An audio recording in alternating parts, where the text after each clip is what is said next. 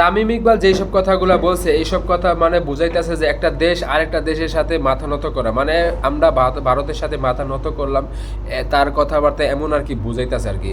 তার কথার উত্তর বিসিবি পরিচালক নাজমুল হোসেন তিনি একটা কথা বলছে তামিম ইকবালকে, সেই কথা আমি একজন প্রবাসী হয়ে আর কি তার সাথে সহমত জানাই।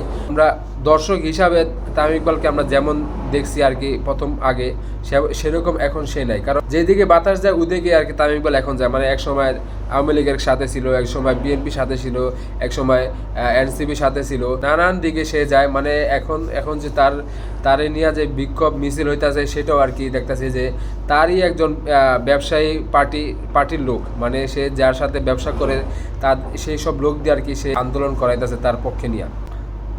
আমরা আসলে এটাই বলতে চাই যে তামিম ইকবাল কথা বলার আগে একবার ভেবেচিন্তে আর কি কথা বলা উচিত, কারণ সে অল্প কয়েকদিন আগেও একবার অবসর নেয়, তারপর আবার ক্রিকেটে আসে, তারপর আবার সবাইকে বলে যে আমাকে ভুলে যায় না, সে আবার কদিন পর ক্রিকেটে খেলতে আসে। তো করি এইসব কর্মকাণ্ডে দিয়ে আর কি তামিম ইকবালকে দর্শক এখন চিনছে, সে আর কি কী রকম মানুষ।